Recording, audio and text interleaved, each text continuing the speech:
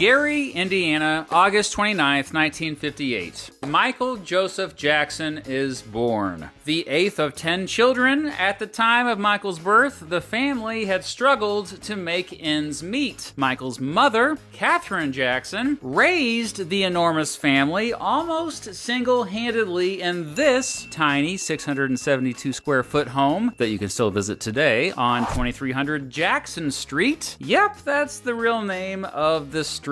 The house had just 2 bedrooms. The sons slept in bunk beds in one of the bedrooms, and the daughters all slept in the living room. One of Michael's younger brothers, Brandon, tragically died just a few months after he was born. To make ends meet, Katherine worked part-time at Sears. Michael's father, Joe Jackson, was a former boxer and crane operator at U.S. Steel. There are many reports that Joe was abusive to his kids, both mentally and physically. Despite all that, Joe was able to convince his 3 oldest sons, Jackie, Tito, and Jermaine, to start a band in 1964. Joe had been a musician himself, having performed with his younger brother, Luther, in a blues band called the Falcons. Katherine also had a musical background, playing both piano and clarinet, and singing, by the way. Jackie, Tito, and Jermaine all sang pretty well, as it turns out, especially after Katherine helped them learn how to harmonize. Tito began playing guitar, and Jermaine began playing the bass to form the Jackson Brothers. Joe saw their son's talents as a ticket out of poverty. He led a strict routine of rehearsing every day. Jackie, Tito, and Jermaine would often come home from school, rehearse for hours, eat dinner, do homework, and then go straight to bed. Their incredible work ethic began to pay off, though, as they got paying gigs at places like local grocery stores. Soon Joe realized that it would be beneficial if more of his sons joined the band. The Jacksons became the Jackson 5 after Michael and Marlon joined as singers. Michael wasn't even 6 years old yet when he began performing with his older brothers. And soon the family realized that he had the strongest voice of all the sons, and Joe made Michael the lead singer. Joe was particularly hard on Michael. Michael later recalled that his father both emotionally and physically abused him during rehearsals, apparently sitting in a chair with a belt in his hand, ready to punish him for any mistake. Michael later also said his dad made fun of him for having a, quote, fat nose. In 1966, the Jackson 5 won their first talent show at Theodore Roosevelt High School after Michael gave a breakout performance singing the song Barefoot by Robert Parker. There would be many talent show wins after this. For the next 2 years, the Jackson 5 toured the Midwest, often at bars and clubs, including strip bars, apparently. More appropriately, though, they played at local auditoriums and high school dances, and slowly began to get a following. On August 13th, 1967, while touring the East Coast, the Jackson 5 won the weekly amateur show at Harlem's legendary Apollo Theater. On November 21st, Joe was able to secure the Jackson 5's first record contract with Gordon Keith of Steeltown Records, a label based in Gary. Steeltown released the Jackson 5's debut single, Big Boy, on January 31st, 1968. Michael was 9 years old when his entire family gathered around the radio to hear the song broadcast for the very first time. While the single did not chart, it eventually sold more than 10,000 copies, and after that, the Jackson 5 was able to secure a deal with Motown Records, baby. Their first single with Motown, I Want You Back,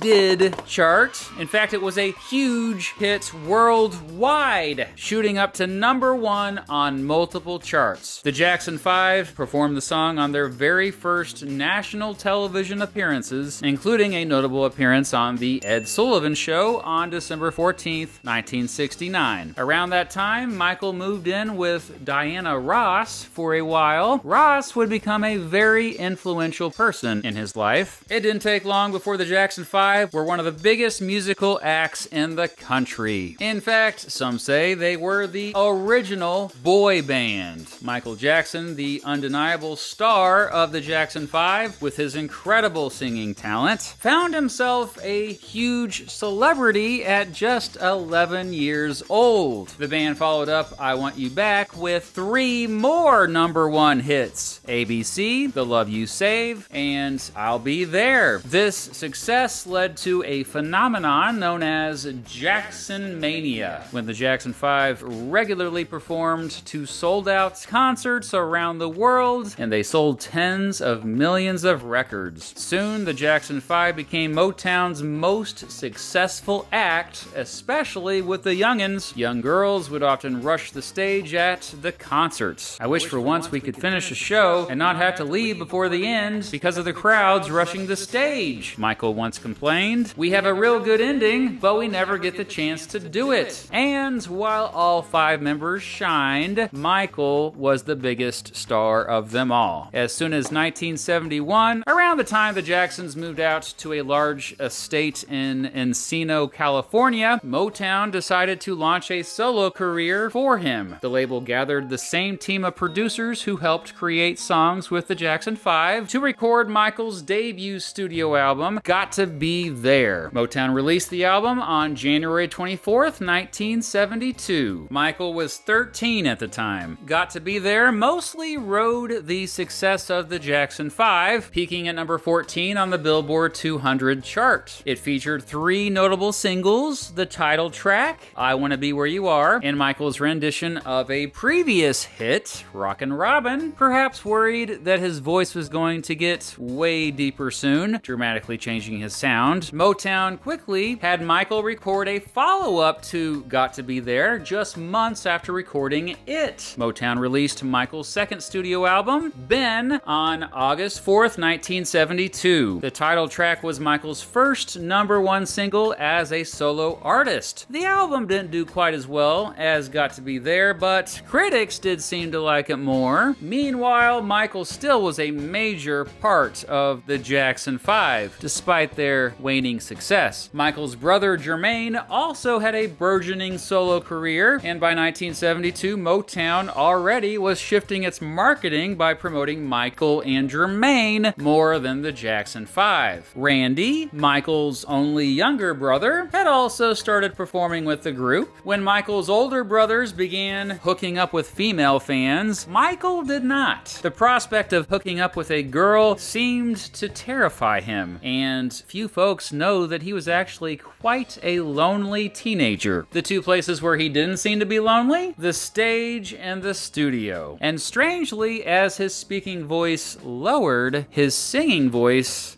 really didn't change that much. If anything, the older he got, the wider his range. It was truly a unique gift, and Motown noticed. The label got him into the recording studio for a 3rd album before his brother Jermaine. That 3rd album was Music and Me, released by Motown on April 13th, 1973. It featured 3 singles: the title track, With a Child's Heart, and Happy. Yeah, even though the cover featured Michael strumming an acoustic guitar, he most definitely did not play an instrument on this album. But, I mean, his one instrument, his voice, sounded better than ever. Critics generally praised Music and Me. Over the next couple years, the Jacksons all realized they were getting screwed over quite a bit by Motown and sought for a new record label. And despite less people buying their records, their music was becoming more ambitious. In June 1975, Joe Jackson was able to secure a much more lucrative contract with Sony's Epic Records, which gave the Jackson 5 more than 7 times the amount of potential royalties it was getting with Motown. That said, Jermaine stayed with Motown, likely due to him marrying Hazel Gordy, the daughter of Motown founder Berry Gordy. Motown got one more solo album out of Michael, Forever Michael, released on January 16th, 1975. It featured the singles We're Almost There, Just a Little Bit of You, You, and One Day in Your Life. With these songs, we heard Michael's voice as it would mostly sound for the rest of his life. Anyway, to get out of their obligations with Motown, the Jackson 5 changed their name to simply the Jacksons, and by this point, it wasn't just the sons who were performing. Michael's sisters, Rebby, LaToya, and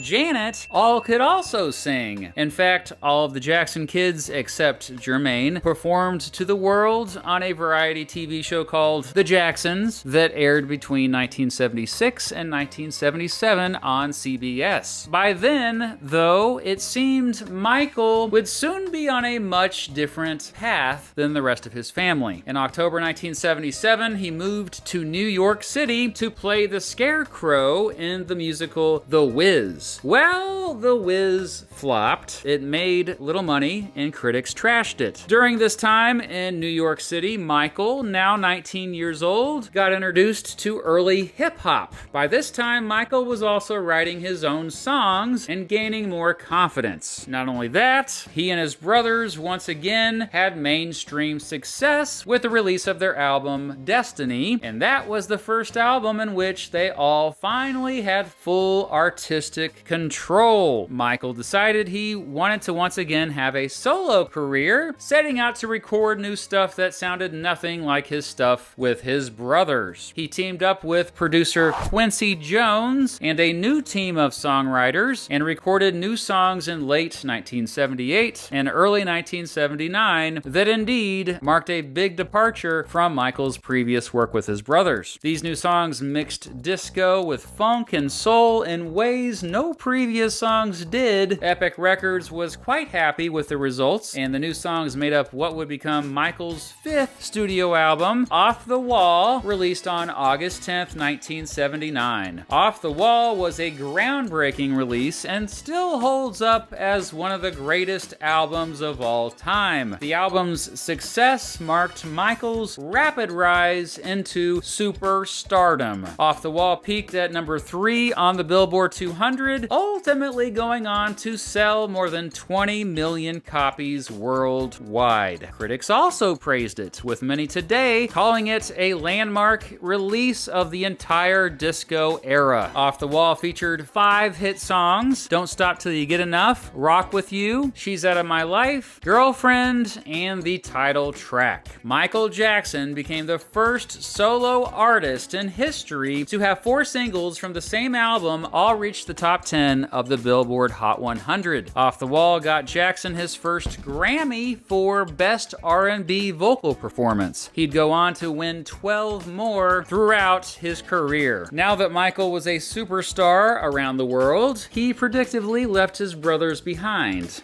Wait, what was that?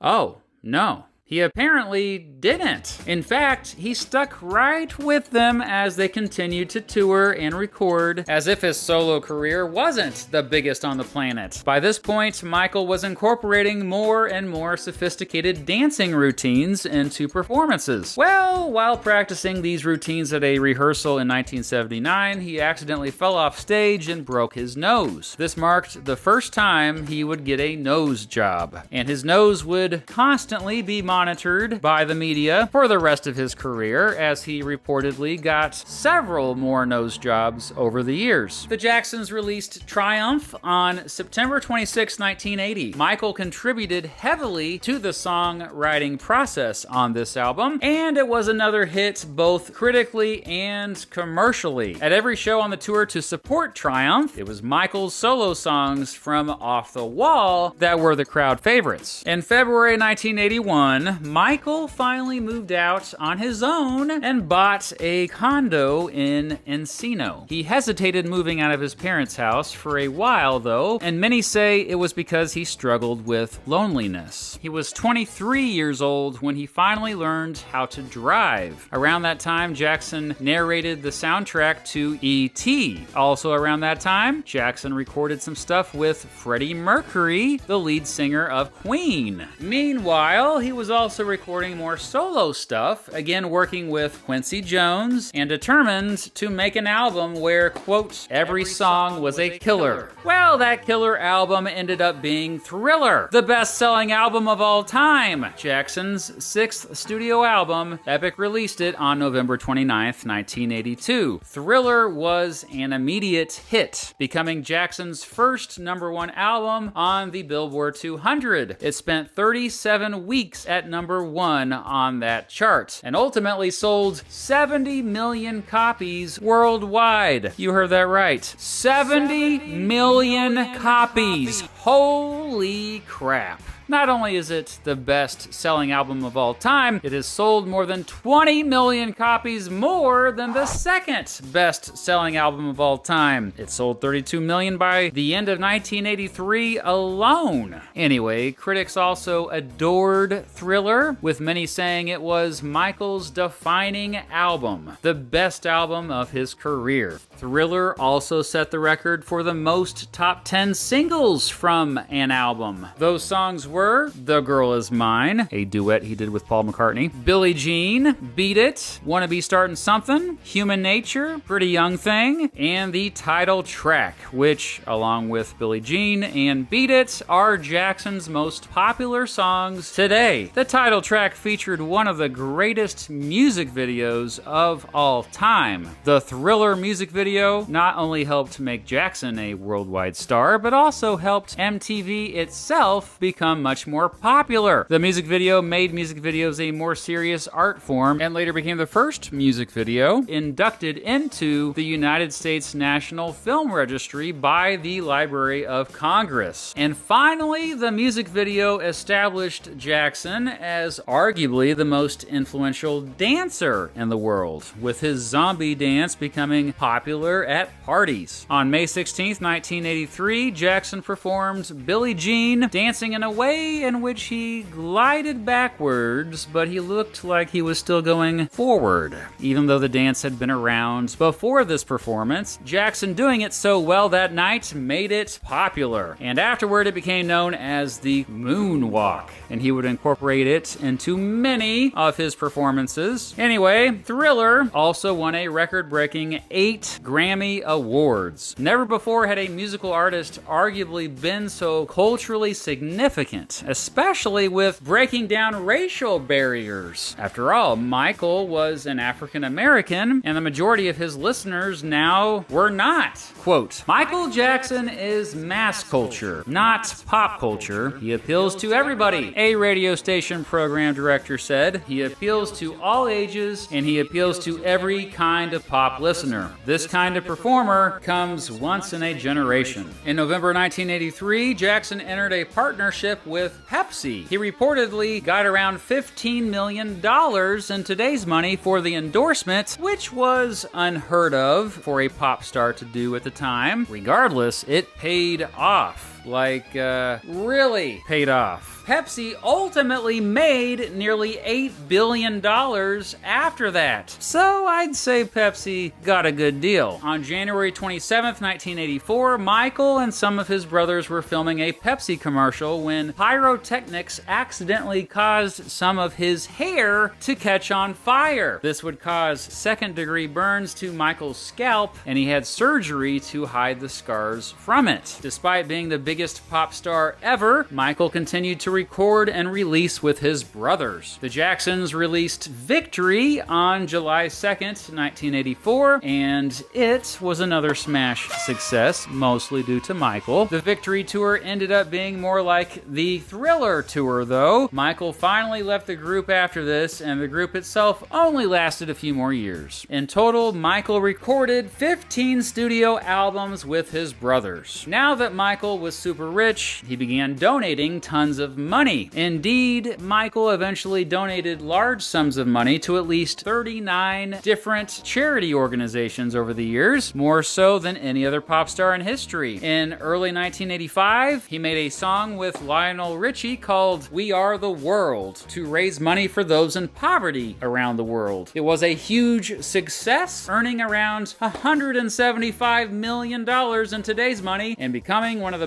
best-selling singles of all time. Around this time, Jackson began buying the publishing rights to other people's songs. On August 10th, 1985, Jackson bought the publishing rights to most of the Beatles songs specifically. This proved to be quite a smart investment. That said, Michael would struggle with finance for most of his life. Sure, he made lots of money, but he usually spent way more than he brought in. In 1986, the tabloids had begun focusing on Michael's skin color. It was becoming lighter, even leading to widespread speculation that Jackson had been bleaching his skin. As it turns out, Jackson had vitiligo, a condition in which a person's immune system thinks melanin, or the stuff that gives our skin color, is bad, so it fights it off. He likely used a lot of makeup and possibly skin bleaching prescription creams to cover up uneven blotches of his skin caused by his vitiligo. But it wasn't just skin color that the tabloids focused on. Some reported that he had slept in a hyperbaric oxygen chamber to slow the aging process. Others reported he was anorexic since he had seemed to lose so much weight. Others said he took female hormone shots to keep his voice high, that he had cosmetic surgery on his eyes. Then, of course, there were the rumors that Jackson was gay. He consistently denied that. The September 15th, 1986 edition of The Sun labeled him Wacko Jacko. It was during all this tabloid craziness that Jackson returned to the studio to record his much-anticipated follow-up to Thriller. It took 2.5 years to record. Jackson had a much more hands-on role with the writing and producing process with this one, but once again returned with Quincy Jones as the lead producer. The result was another masterpiece from Jackson, his 7th studio album, Bad, released by Epic on August 31st, 1987. Fans had waited 5 years for a new album of original songs, and they were not disappointed. Bad debuted at number 1 on the Billboard 200, staying there for 6 consecutive weeks. It ultimately sold more than 35 million copies. Sure, that was just half of how many copies Thriller sold, but it is still the 12th best-selling album of all time and Jackson's second highest. Bad was the first album in American history to produce 5 #1 singles. I Just Can't Stop Loving You, the title track, The Way You Make Me Feel, Man in the Mirror, and Dirty Diana. Man in the Mirror ultimately became the song that arguably not only defined his entire career, but was his finest song. As if all those songs weren't enough, Bad also featured the hits Smooth Criminal, Another Part of Me, and Leave Me Alone. Though he didn't need to, Jackson toured the world to support Bad. It was a bad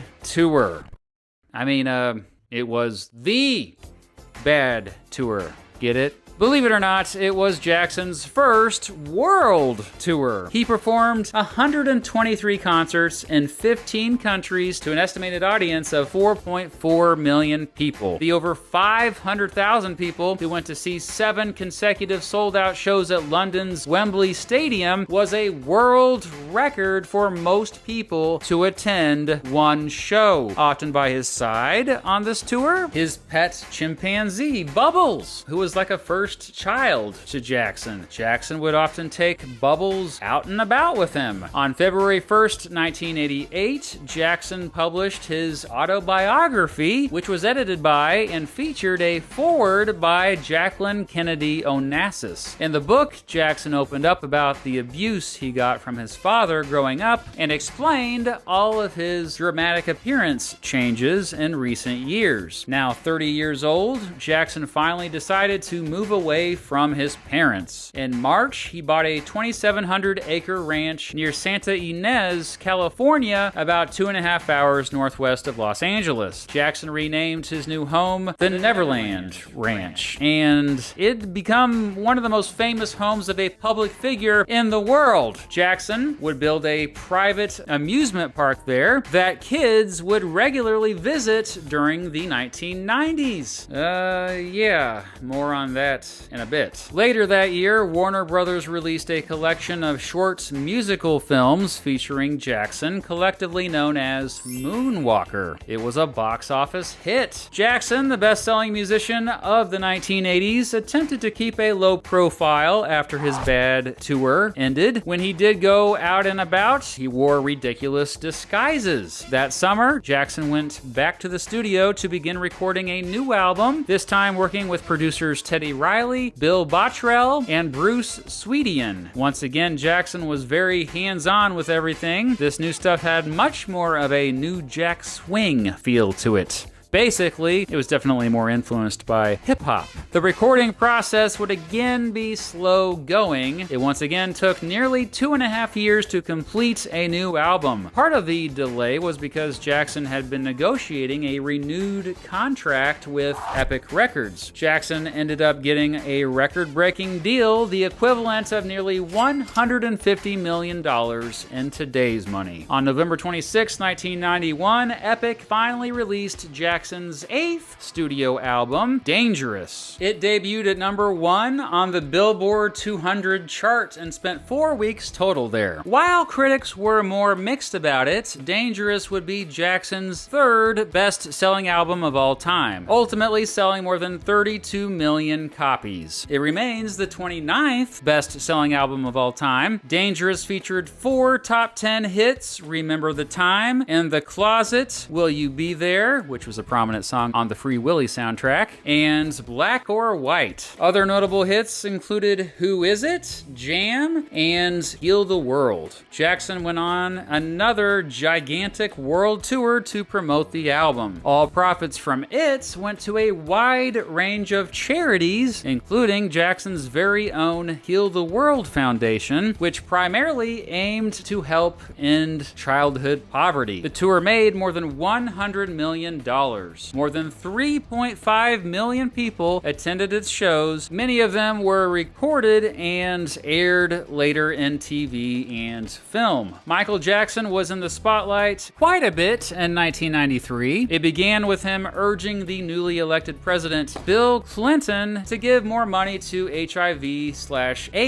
charities. Soon after this, he performed at the Super Bowl 27 halftime show. It was the first Super Bowl halftime show that got a bigger viewership than the game itself. On February 10th, millions watched a vulnerable Michael in an interview with Oprah Winfrey. Meanwhile, his Heal the World Foundation also brought underprivileged kids to Neverland Ranch to test out his amusement park. Many of these children spent quite a bit of time in his home. He shared his bedroom with many of these children, later stating that these sleepovers were not sexual at all. Regardless, crazy rumors began to circulate, and in August 1993, a 13-year-old boy named Jordan Chandler accused Jackson of sexual abuse. Due to these allegations, police raided Jackson's Neverland Ranch and found, quote, art books that had nude children in them. Jackson's lawyers later argued that these books were irrelevant to the case, and long story short, Jackson's insurance company settled with the Chandler family in January 1994. The Chandlers got $23 million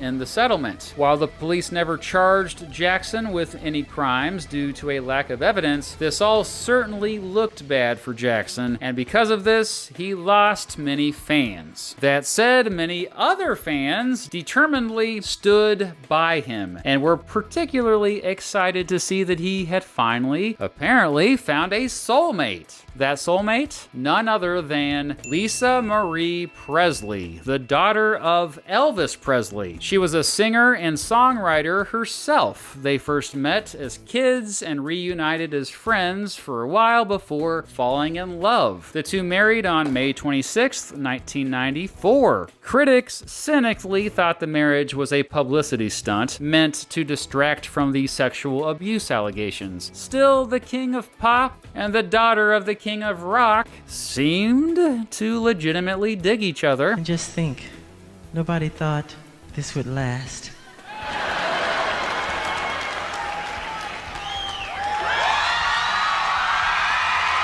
Yeah, The marriage only lasted a year and a half, though. Meanwhile, Jackson had also developed an addiction to painkillers. In fact, he ended his world tour promoting Dangerous early due, in part, to that addiction. Also, meanwhile, he had been recording some new stuff. Much of this new stuff ended up on his 9th studio album, History, Past, Present, and Future, Book 1, which was actually also a greatest hits album. In its most popular format, the CD, it came out as 2 discs, with the first disc being the greatest hits album and the second being the new stuff. Epic released it on June 20th, 1995. Despite being expensive, I remember seeing it in some music stores for $30. History was another commercial success, eventually selling more than 20 million copies worldwide. Jackson's lyrics in History were highly personal and political. In fact, several of the songs referenced the sexual abuse allegations made against him. History featured the singles Childhood, Earth Song, This Time Around, They Don't Care About Us, Stranger in Moscow, and You Are Not Alone, which was the first song to ever debut at #1 on the Billboard Hot 100 chart. It also featured a bunch of collaborations, including one in the hit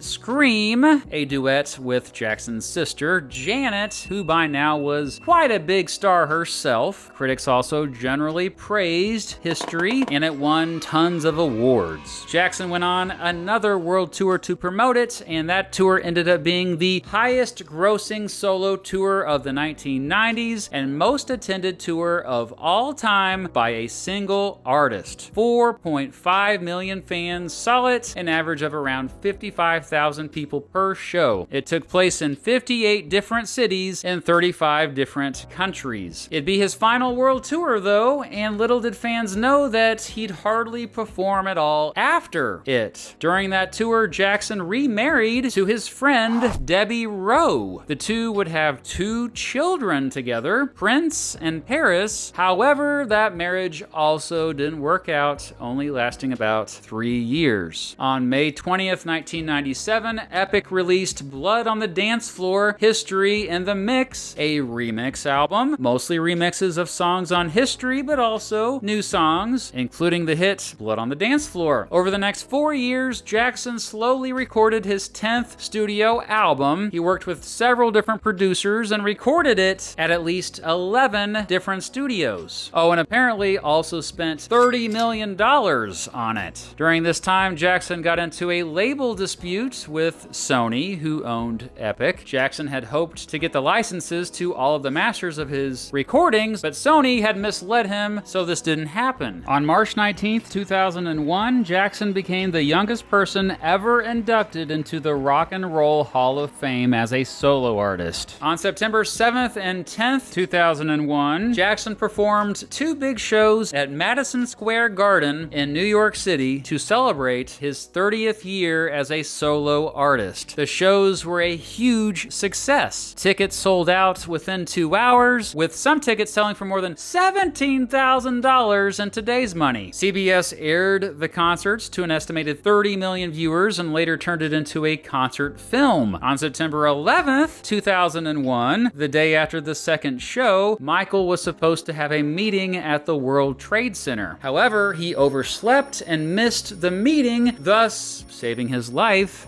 because, you know, it was 9/11. That was the day the towers got hit. Invincible, which Epic released on October 30th, 2001, is today considered the most expensive album ever made. Invincible was his final studio album before his death, and while it was another hit, it wasn't nearly as successful as his previous albums. That said, it did feature one top 10 single, You Rock My World, and 2 other singles, Butterflies and Cry. Jackson decided not to tour to promote the album, and Sony stopped promoting it, leading Jackson to call its CEO, Tommy Mottola, a racist, quote, devil who historically exploited African-American artists. Sony defended Mottola and soon parted ways with Jackson. On February 21st, 2002, Michael's 3rd child, Blanket, was born. An anonymous surrogate mother gave birth to him, him. For the rest of his life, Michael strongly protected his kids' privacy, even having them wear masks and veils when paparazzi were around. On April 24th, 2002, Jackson performed at the same place the Jackson 5 had won an amateur show 35 years prior, at Harlem's legendary Apollo Theater. Though no one knew it at the time, this would be his final solo performance. The next month, a documentary film crew began following Jackson around as he lived his day-to-day life. The documentary, called Living with Michael Jackson, ended up airing on February 3rd, 2003. However, Jackson was not happy with how it turned out. In fact, in it, Jackson openly talks about sleeping in a bedroom with multiple children. I brought that up earlier. Well, yeah, this outraged many yet again and led to many more new sexual abuse accusations and investigations. On December 18th, 2003, Santa Barbara authorities arrested Jackson and charged him with 7 counts of child molestation and 2 counts of intoxicating a minor with alcoholic drinks. The trial didn't begin until early 2005. A jury found Jackson not guilty on all counts. Later, the FBI confirmed that it had no evidence of Jackson committing crimes. Regardless, the whole ordeal dramatically hurt Jackson's reputation, even more so than it got hurt back in 1993. Not only that, it caused his health to decline. After the trial, Jackson became much more of a recluse. In 2006, media outlets reported that Jackson was defending himself against 47 different lawsuits and had really bad debt. Yep,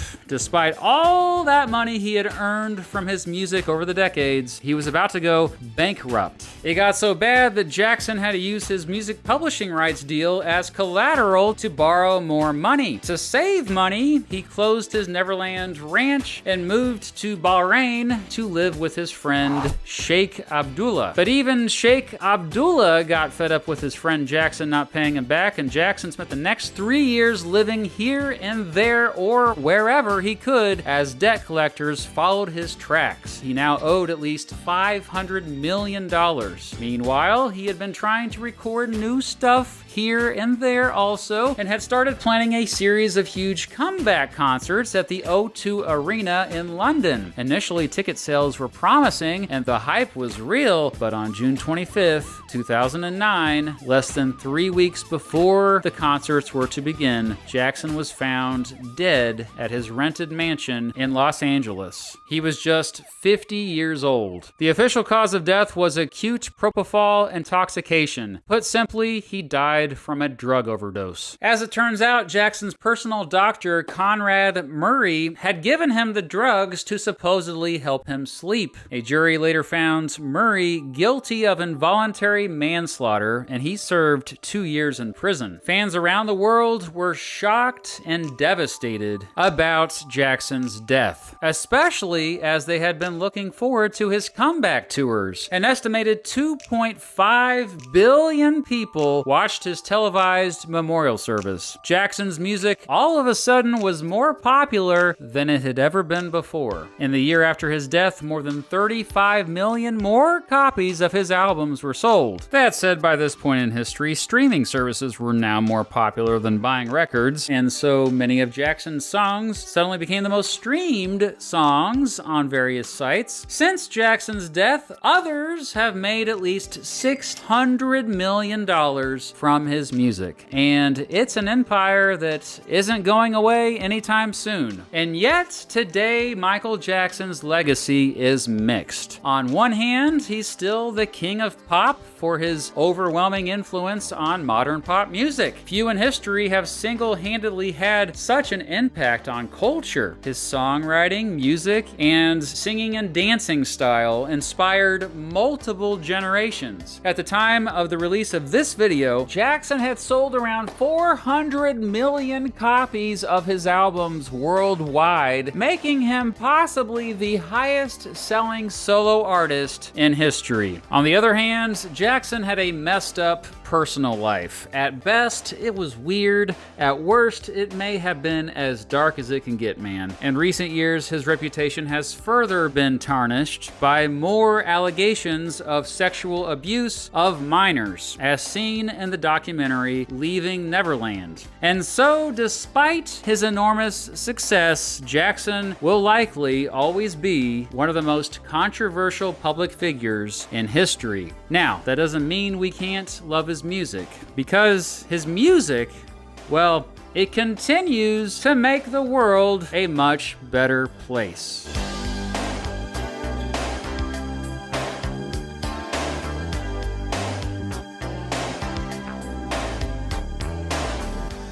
I felt like I didn't have to research this one as much since I grew up listening to Jackson's music and, well, I grew up being bombarded by his personal life too. So, what say you? Tell me what y'all really think about Michael Jackson in those comments. Also, which musician should I cover next? Thanks for watching.